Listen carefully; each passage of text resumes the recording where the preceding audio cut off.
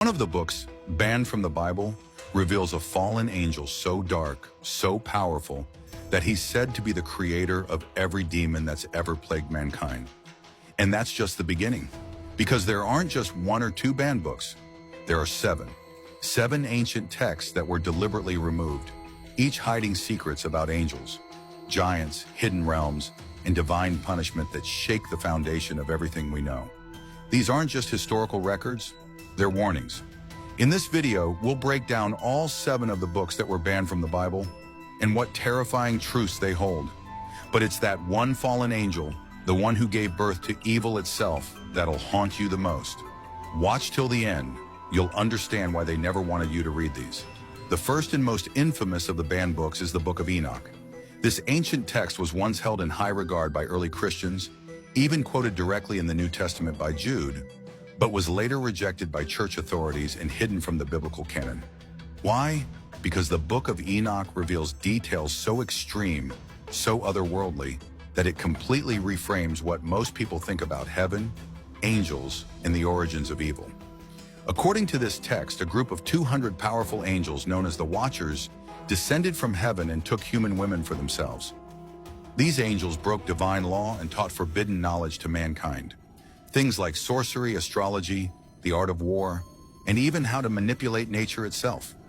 Their unholy unions with human women gave birth to hybrid giants known as the Nephilim, beings of enormous strength and immense wickedness who devoured everything in sight, including other humans. But one angel among them stood out, the leader of the rebellion, an entity so dangerous and persuasive that he didn't just defy heaven, he corrupted an entire generation. He's the one the book claims was responsible for the creation of every single demon. Not through brute force, but through knowledge, manipulation, and an unshakable hatred for the divine order. His name was struck from many records, but in the Book of Enoch, he's depicted as a dark architect of chaos. This book doesn't just offer a new lens on fallen angels. It flips the entire spiritual hierarchy on its head. It paints heaven as a place full of internal conflict, angels as beings with free will and destructive ambition, and God as a judge who had to send a global flood to wipe out the bloodline of the giants. The Book of Enoch was banned because it made people question too much. It didn't fit the neat framework of good versus evil.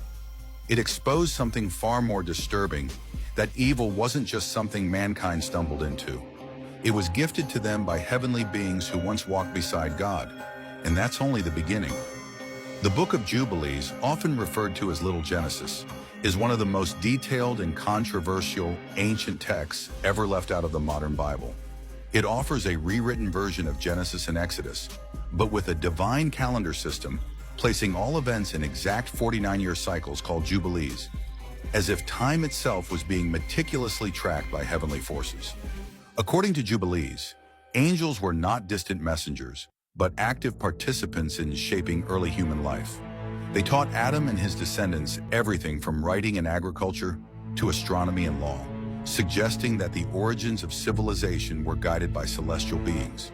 This overlaps with themes in the Book of Enoch, especially the idea that forbidden knowledge was handed down by angels, who later fell from grace. But one of the most chilling revelations in Jubilees is the fate of the Nephilim. After their physical destruction in the Great Flood, their spirits did not perish. Instead, they became the evil spirits or demons that continue to plague humanity today.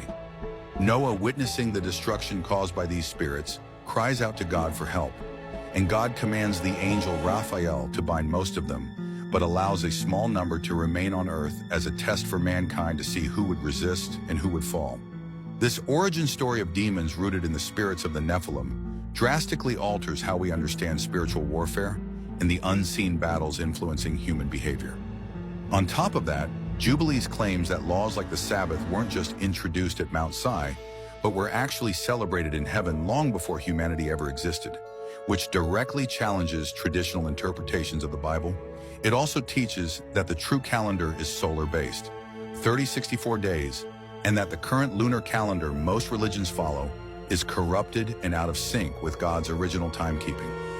The Book of Jubilees was revered by early Jewish sects like the Essenes, who stored copies in the Dead Sea Scrolls, and it's still considered canon in the Ethiopian Orthodox Church. But mainstream Christianity rejected it because of its intense focus on angels, its rejection of lunar festivals, and the way it frames demonic activity and divine law in terms that were seen as too mystical, legalistic, or even dangerous. If it had been included in the Bible, our modern understanding of angels, demons, sacred time, and divine law might be drastically different, raising questions that church leaders may have never wanted us to ask. The book of Jasher is perhaps one of the most mysterious and eye-opening texts ever mentioned in the Bible, yet never included within it. It's referenced directly in Joshua 10:13 and 2 Samuel 1:18, almost as if the reader was expected to be familiar with it, as if its exclusion was never meant to erase its influence. But unlike many apocryphal books, Jasher doesn't just add a few side notes, it radically expands the ancient timeline. It rewrites the early chapters of Genesis with far more detail, describing Cain not as a mere murderer, but as a calculating drifter who built cities and survived through manipulation and cunning. It reveals how Enoch walked with angels who showed him divine secrets long before the flood, and it goes into terrifying depth about the world just before it was destroyed, an age of corruption, giants, and unnatural unions between celestial beings and human women. But what really makes Jasher stand out is its account of Nimrod, a name you've probably heard in passing. According to this book, Nimrod wasn't just a ruler. He was a giant, the grandson of Ham, who came into possession of the actual garments God made for Adam and Eve. These garments, it says, granted him dominion, supernatural strength, and made animals and men submit to his rule.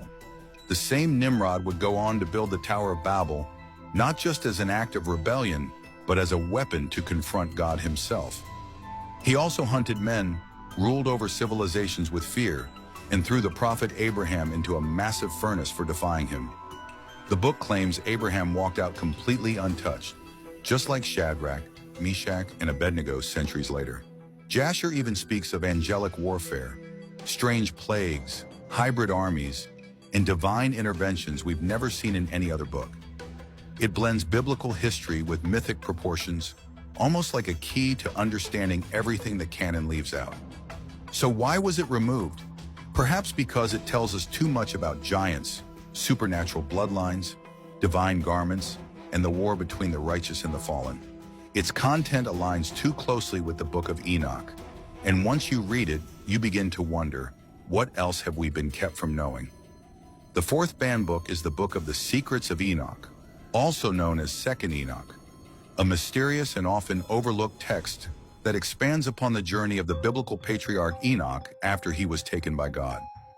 This book dives even deeper into his ascent through the 10 heavens, revealing terrifying layers of the cosmos and realms where angels of punishment, cosmic fire, and heavenly judgment dwell. But what makes this book so controversial isn't just its vivid descriptions of angelic realms. It's what it implies about the origin of souls, the structure of the universe, and the terrifying punishments awaiting sinners. According to this book, Enoch is brought into the presence of God and transformed into a radiant being of light, entrusted with cosmic secrets too dangerous for mankind. He witnesses the storehouses of snow, wind, and lightning, and even records conversations between angels that question God's will. But the most unsettling part, the book claims Enoch was commanded to write 360 books, each filled with forbidden knowledge, the kinds of truths that would unravel the world if revealed. Some scholars believe this text was hidden away because it paints a view of heaven and divine justice that clashes with traditional doctrine. It even includes early references to the coming Messiah in a final judgment centuries before the New Testament was compiled. The fact that 2 Enoch nearly vanished entirely and was only preserved through obscure Slavic manuscripts is proof of how threatening the early church considered this book to be. It challenges the idea of human ignorance and dares to suggest that man was once closer to God than we've been led to believe. Book 5 is the Apocalypse of Abraham, a mysterious and powerful text that never made it into the Bible, yet offers one of the most chilling visions of the spiritual realm ever recorded. This book follows the story of Abraham not just as the patriarch of faith, but as a man chosen to witness the unseen battles between good and evil. What makes it stand out is how it plunges deep into angelic hierarchies, demonic forces, and even glimpses of the heavenly throne room. At one point, Abraham is taken by the angel Yahweh. a being who speaks with the authority of God, yet is distinct from him, and shown visions of the end times, the fall of idols, and the judgment of nations. He's warned of the corruption of mankind, and shown how even the sacred line of Israel will be tempted and fall before being redeemed. But perhaps the most eerie part is when he sees Azazel, the demon blamed for corrupting humanity, cast down and bound among the stars, yet still whispering temptations from the shadows. This book not only ties directly into themes found in the Book of Enoch, but also gives a deeper glimpse into the cosmic war waged in realms we cannot see. It's a text that blends biblical prophecy with divine encounter, and it leaves you wondering why something this intense, this revealing, was left out of the official canon. Book 6 is the Ascension of Isaiah, a forgotten text that unveils a multi-layered vision of heaven, the future, and the shocking fate of one of God's most loyal prophets. Unlike the typical prophetic books, this one combines biography, vision, and apocalyptic revelation all in one. It begins with the betrayal and brutal execution of Isaiah at the hands of King Manasseh, who's said to have been possessed by a demonic force. But what follows is even more intense. Isaiah's spirit is taken through the 7 levels of heaven by a radiant angelic being. As he ascends, he witnesses the awe-inspiring layers of divine reality, each more glorious and terrifying than the last. He sees angels so powerful that even the lower-ranking celestial beings tremble before them. But the climax comes when he is shown the prophecy of the Messiah's descent, not as a grand entrance, but as a quiet, hidden infiltration of earth in human form. It's a raw spiritual blueprint of Jesus' incarnation long before the Gospels ever detailed it. What makes this book so controversial, and likely why it was banned, is its vivid portrayal of the cosmic hierarchy, the exposure of demonic influence in earthly kingdoms, and the clear connection it draws between Old Testament prophecy and New Testament fulfillment. It's a spine-chilling text that doesn't just tell you what happens. It drags you through the spiritual realms and forces you to witness the battle for humanity's soul. Book 7 is the Apocalypse of Peter, a text so intense and graphic that early Christian leaders feared it would terrify readers more than inspire them. This book claims to be a first-hand vision of heaven and hell given to the Apostle Peter by Jesus himself. But unlike Revelation, this account goes deeper into the emotional and physical torment of the damned, detailing punishments for specific sins in a way that feels disturbingly real. Liars are shown hanging by their tongues. Blasphemers are burned continuously in dark pits. Those who harm children are devoured by flaming beasts. But what makes this book stand out isn't just the gore, it's the mercy. Halfway through the text, Peter watches as the righteous pray for the damned. And for a moment, even those in hell are shown a glimpse of hope.